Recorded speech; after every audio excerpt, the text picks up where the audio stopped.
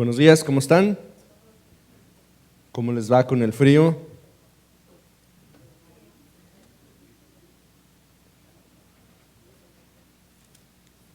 Ya nos hacía falta una temporadita así, entonces debemos estar agradecidos. Le voy a invitar a que me acompañe en Efesios capítulo 5, por favor.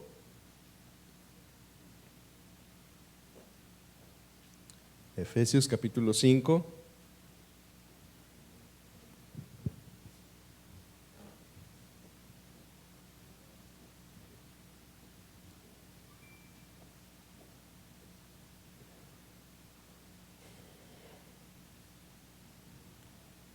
Vamos a leer algunos versículos y luego nos vamos a ir poco a poco avanzando. Voy a leer hasta el versículo 9, pero vamos a tratar de leer juntos el día de hoy todo el capítulo 5. Dice: por lo tanto, estoy leyendo la Nueva Traducción Viviente, ténganme paciencia si es diferente a su Biblia. Por lo tanto, imiten a Dios en todo lo que hagan, porque ustedes son sus hijos queridos. Vivan una vida llena de amor, siguiendo el ejemplo de Cristo. Él nos amó y se ofreció a sí mismo como sacrificio por nosotros, como aroma agradable a Dios.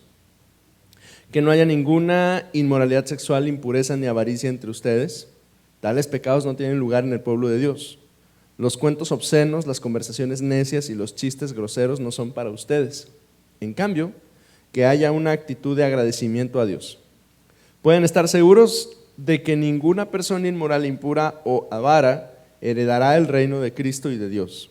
Pues el avaro es un idólatra que adora las cosas de este mundo. No se dejen engañar por los que tratan de justificar esos pecados, porque el enojo de Dios caerá sobre todos los que lo desobedecen. No participen en las cosas que hace esa gente, pues antes ustedes estaban llenos de oscuridad, pero ahora tienen la luz que proviene del Señor, por tanto vivan como gente de luz. Pues esa luz que está dentro de ustedes produce solo cosas buenas, rectas y verdaderas. Estamos en el 5º capítulo de la carta a los Efesios y el capítulo 4, que fue el que estábamos estudiando la semana pasada, concluía con esta idea del ministerio, de los dones del Hijo, decíamos, y mencionábamos que Cristo había descendido y ascendido y había dado dones a los hombres.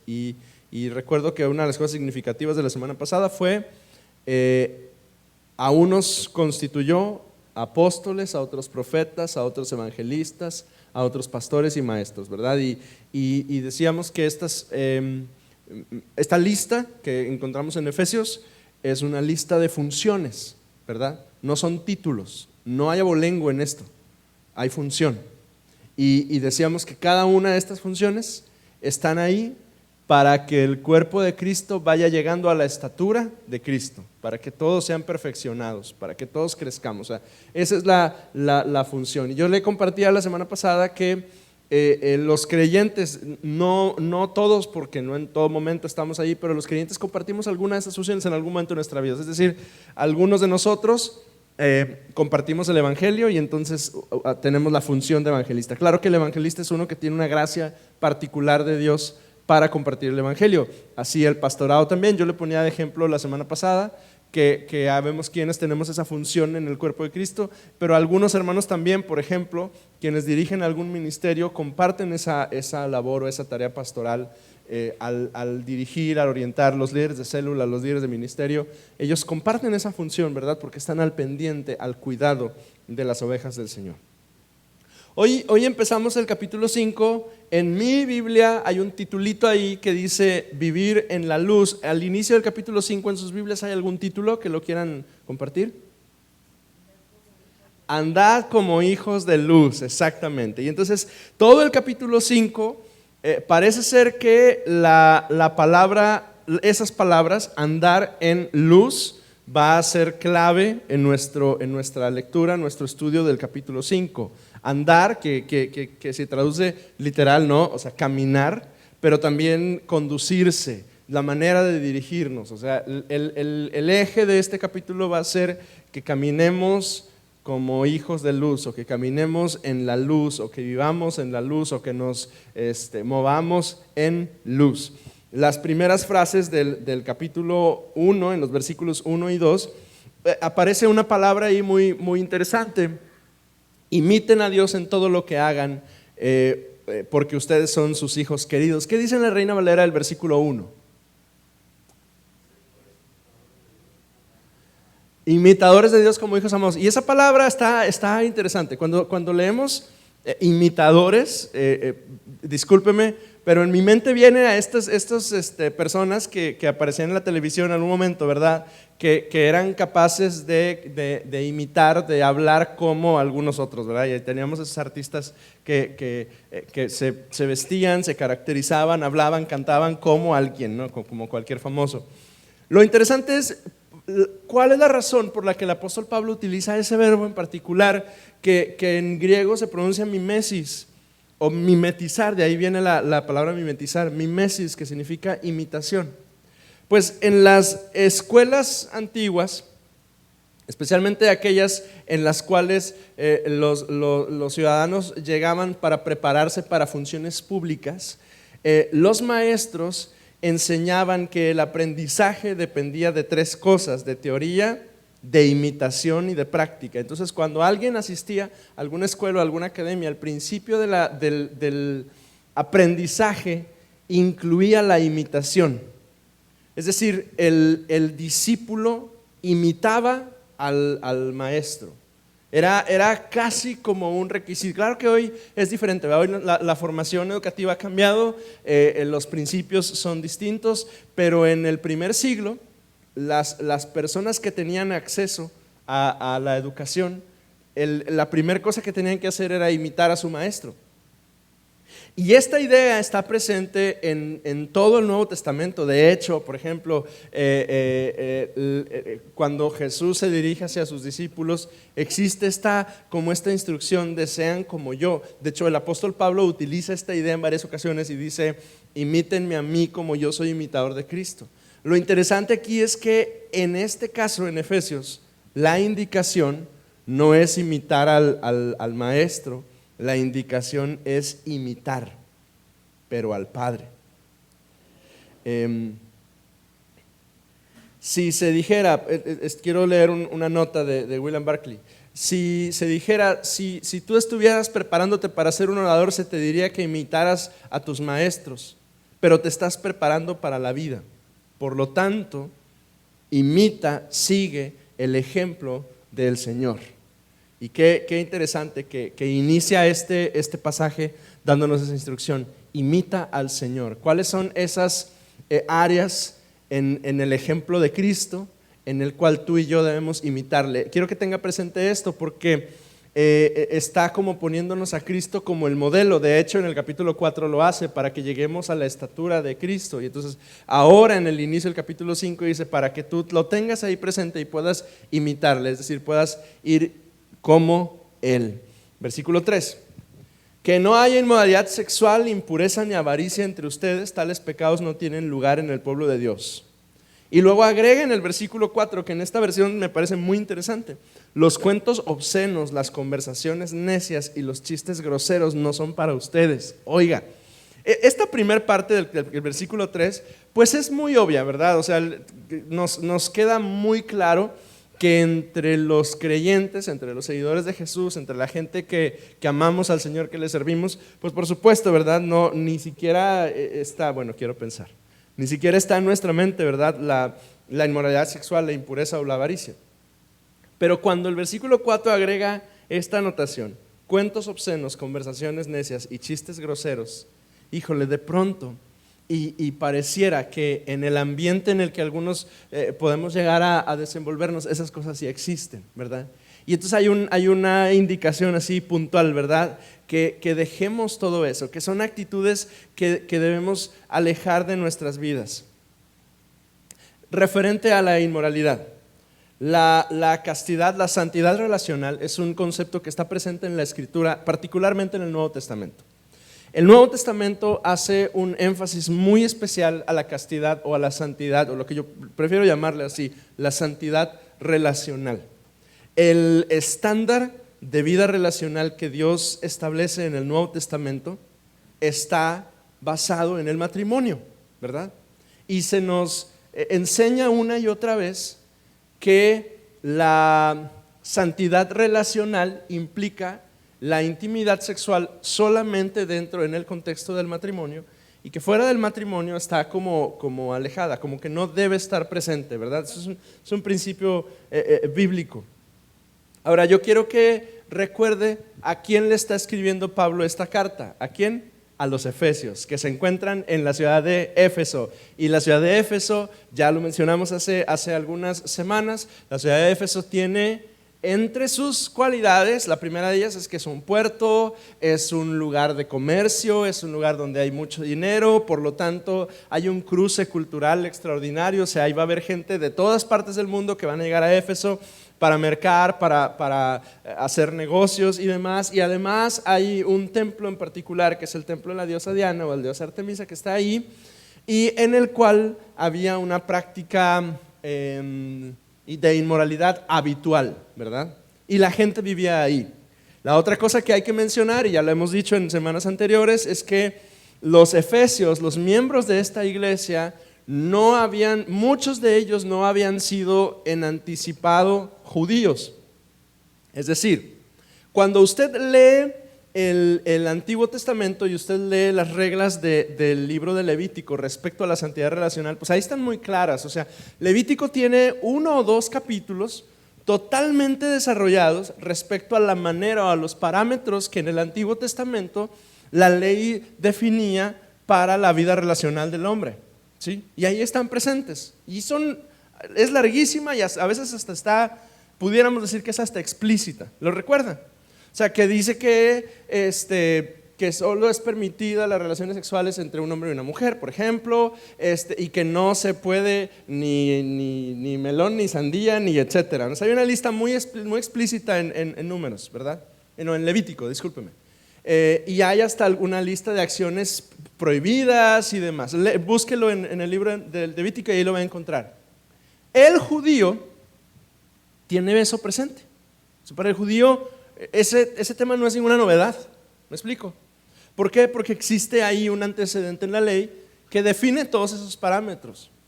El tema es que los efesios no eran judíos. Los efesios eran una palabra que hoy no suena muy fea a nosotros, ¿verdad? Pero los efesios eran lo que nosotros entendemos como paganos. ¿Qué quiere decir? Que eran personas que nunca habían tenido intención de acercarse al Dios en el cual usted y yo creemos, y los judíos también creían en el mismo Dios. Los parámetros de la ley no les son familiares a los efesios. Ellos, su práctica era, con toda la naturalidad del mundo, asistir al templo de la diosa Artemisa y practicar todo lo que se hacía ahí, o sea, contratar o relacionarse con los y las sacerdotisas de ese lugar y fornicar con algunos de ellos como parte del rito religioso de esa religión de misterio.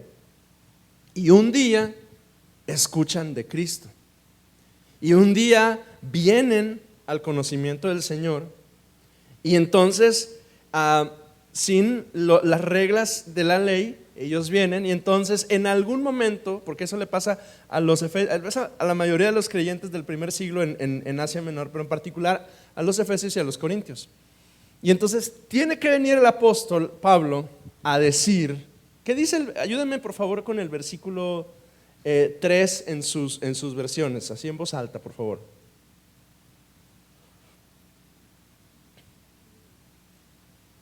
Capítulo 5, versículo 3.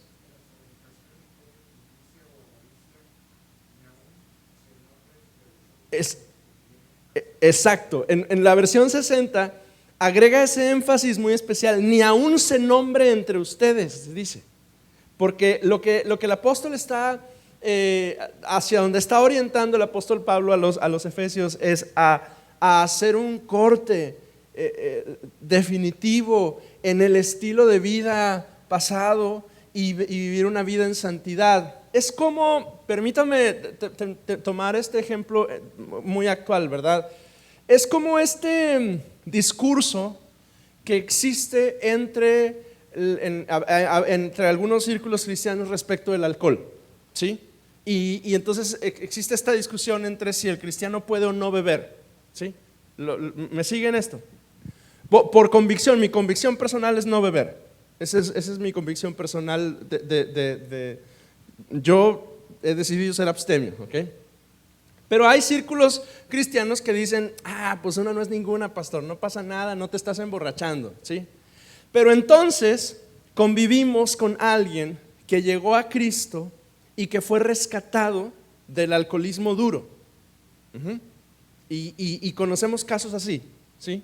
Gente que vivió una vida terrible, que le fue mal, que perdió todo, entonces vino a Cristo y el Señor empezó a restaurar. Y vemos un proceso de restauración, ¿verdad? Y entonces, delante de esa persona que tuvo esa experiencia, decimos, pues una no es ninguna, pastor, no pasa nada, pues ¿qué puede pasar?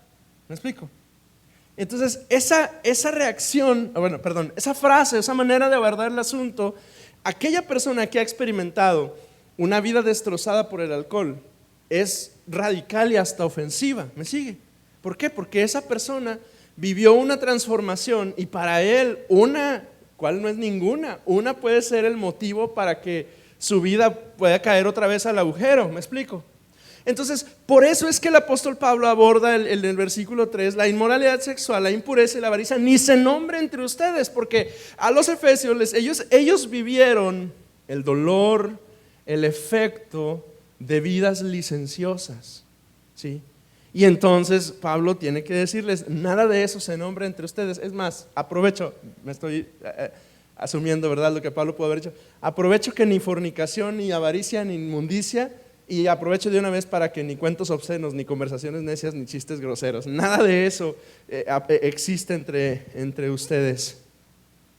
Ya lo mencioné, Éfeso y Corinto son lugares donde los grandes templos contaban con personal de centenares de sacerdotisas que eran prostitutas cuyas ganancias contribuían al mantenimiento del templo. Además, en el mundo antiguo hay una línea de pensamiento de la cual ya he hablado con usted hace algunas semanas que se llama gnosticismo, que parte de la base de que solo el espíritu es bueno y la materia es simplemente mala.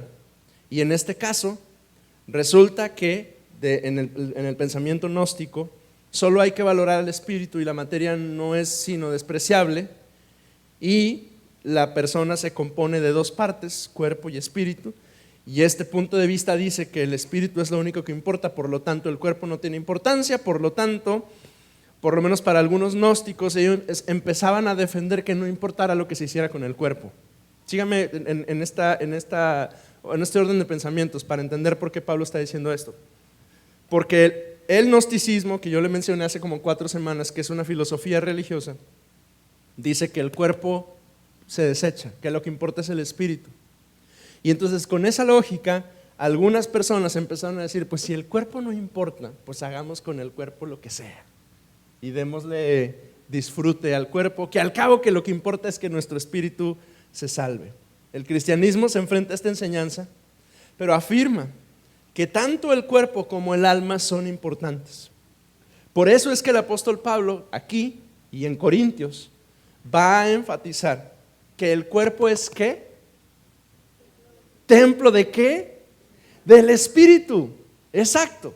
O sea, Pablo está haciendo estas declaraciones de dejar la inmoralidad y de entender que el cuerpo es el templo del Espíritu Santo, para distinguir que importa tu espíritu, pero que también importa tu cuerpo y que debes de cuidarlo. Y de hecho, en el tema de la inmoralidad, en el caso de Corintios, hace apunta de manera muy especial diciendo que no hay no es que estamos separados el espíritu del cuerpo, es que estamos amalgamados, es difícil distinguir, y que hay cosas que suceden en nuestro cuerpo que afectan a nuestro espíritu, y evidentemente hay cosas en nuestro espíritu que se ven marcadas en nuestro cuerpo.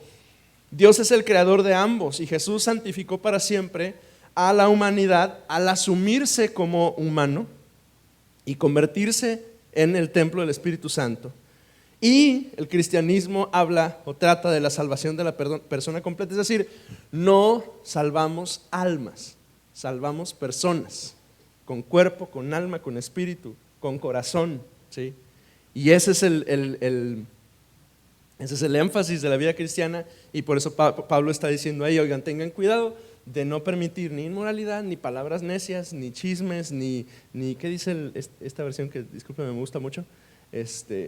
Chistes groseros. Hay que tener cuidado con eso.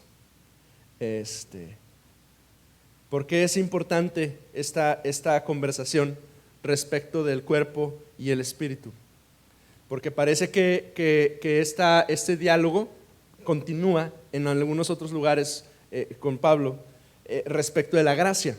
Porque, mire, ¿por qué mencionamos a la gracia?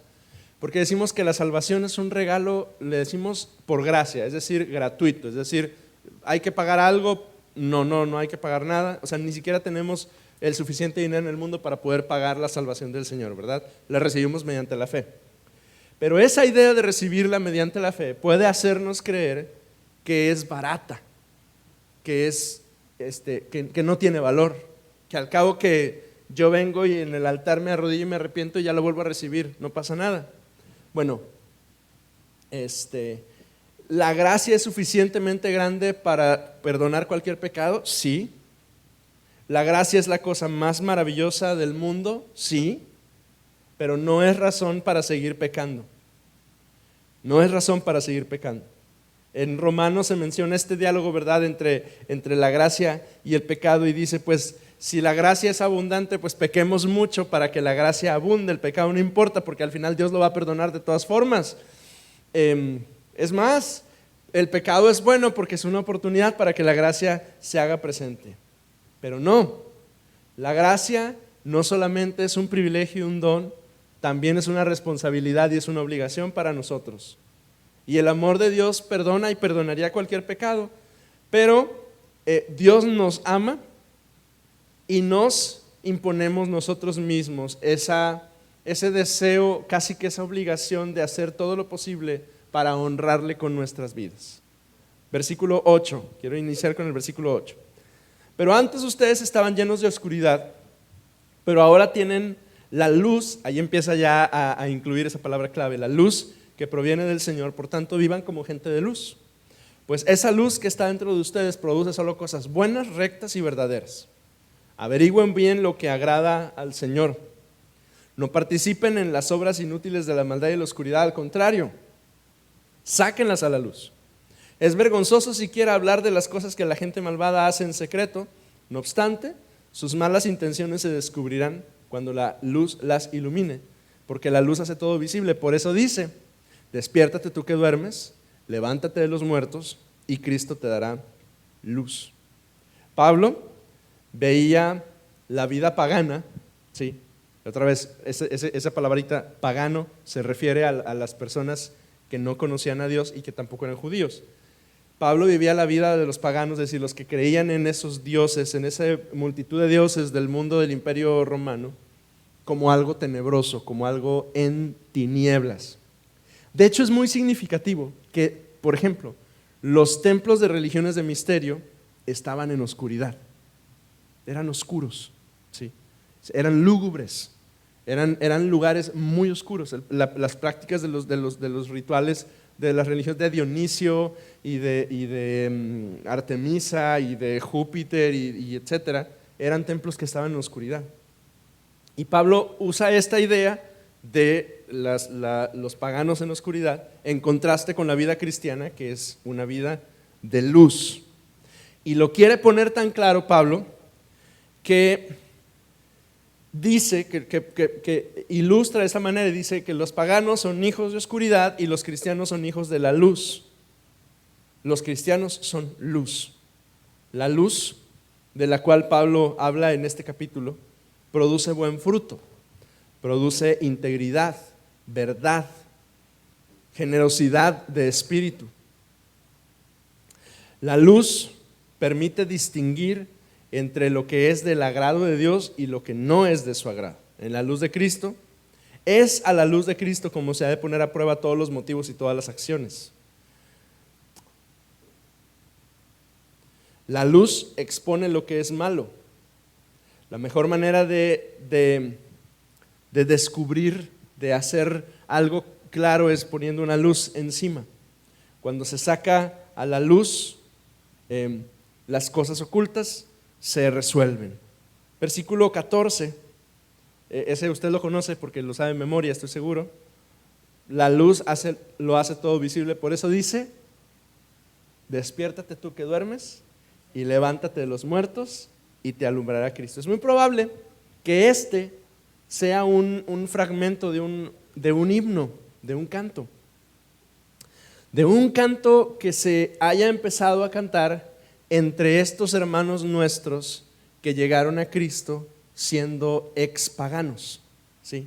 Es decir, los corintios, los colosenses, los efesios, los tesalonicenses, los romanos, los atenienses, este grupo de hermanos nuestros que no eran judíos con anticipación, pero que llegaron a Cristo. Y este canto se entonara cuando los creyentes eran bautizados. Y eran bautizados, ya había mencionado, creo que la semana pasada, este ritual, ¿verdad? Eran levantados de las aguas bautismales, eran cubiertos, les entregaban ropa nueva y cantaban estas líneas de este canto: despiértate tú que duermes, levántate de los muertos y te alumbrará Cristo, como alguien que renace a una nueva vida en luz. Versículo 15: tengan cuidado de cómo viven, no vivan como necios sino como sabios, saquen el mayor provecho de cada oportunidad en estos días malos, no actúen sin pensar, más bien procuren entender lo que el Señor quiere que hagan. No se emborrachen con vino, porque eso les arruinará la vida. En cambio, sean llenos del Espíritu Santo, cantando salmos e himnos y canciones espirituales entre ustedes, y haciendo música al Señor con el corazón, y den gracias por todo al Dios y el Padre en el nombre de nuestro Señor Jesucristo. Está agregando una serie de instrucciones respecto de la manera en la que viven su devoción, ¿verdad?, delante del Señor. Y luego vienen los versículos más controversiales del capítulo, ¿verdad? Versículo 21: sométanse unos a otros por reverencia a Cristo. Y ya sabe a dónde vamos a llegar, ¿verdad? Para las esposas esto significa someterse cada una a su marido como al Señor, porque el marido es la cabeza de su esposa, como Cristo es cabeza de la iglesia. Él es el salvador de su cuerpo, que es la iglesia. Así como la iglesia se somete a Cristo, de igual manera la esposa debe someterse en todo a su marido. Para los maridos, verso 25, eso significa: ame cada uno a su esposa tal como Cristo amó a la iglesia.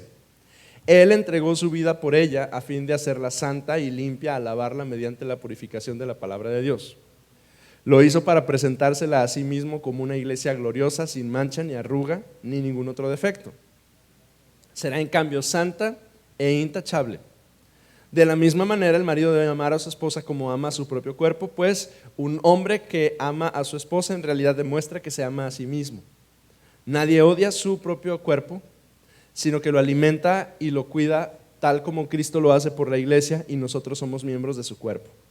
Como dice la Escritura, el hombre deja a su padre y a su madre y se une a su esposa, y los dos se convierten en uno solo. Esto es un gran misterio, pero ilustra la manera en que Cristo y la iglesia son uno. Por eso les repito, cada hombre debe amar a su esposa como se ama a sí mismo, y la esposa debe respetar a su marido. Y estos versículos, ¿verdad?, se convierten de pronto, lecturas inapropiadas de estos versículos pueden generar ideas muy controversiales. Hay algunas ideas que están presentes respecto del amor dentro del matrimonio en el vínculo o en el ejemplo que sigue del amor de Cristo por su iglesia. La primera es que el amor debe ser sacrificial. El marido debe amar a su mujer como Cristo amó a la iglesia y se dio a sí mismo por ella, con un amor que no debe ser egoísta. Cristo amó a la iglesia no para que la iglesia hiciera cosas por él, sino para hacer él cosas por ella. Hay una pregunta que me dio mucha risa, bueno, no quiero ser irreverente, me llamó mucho la atención y quiero compartírsela. ¿Te gustaría que tu mujer te obedeciera como obedece la iglesia a Cristo? Piénselo un minuto. ¿Te gustaría que tu mujer te obedeciera como obedece la iglesia a Cristo? Y la razón por que brotó así la pregunta en mi mente es: híjole, es que no sé si la iglesia es tan obediente a Cristo. Es decir, claro, la aspiración, ¿verdad?, es a que la iglesia estemos sometidos a la voluntad de Dios y que distingamos su voz, ¿verdad? Pero de pronto, y si yo soy honesto, yo respecto de mí, yo soy la iglesia, o sea, no estoy haciendo un señalamiento a nadie, sino a mí, yo como el cuerpo de Cristo. Híjole, de pronto yo distingo que yo mismo no soy tan obediente, tan sumiso, ¿verdad?, a la voluntad del Señor, tan que reconozca, ¿no?, que Él es el que dirige y no yo.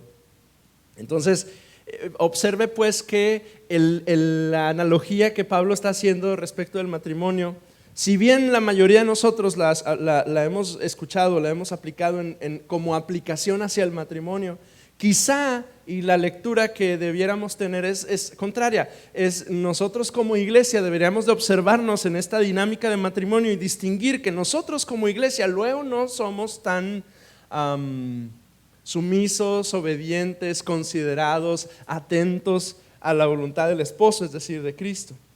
Cristo trajo a la iglesia a sus pies por medio de un gran cuidado que tuvo con ella, no con amenazas, ni con temor, ni con cosas parecidas. El marido entonces es el que debe comportarse así, en cuidado, en protección.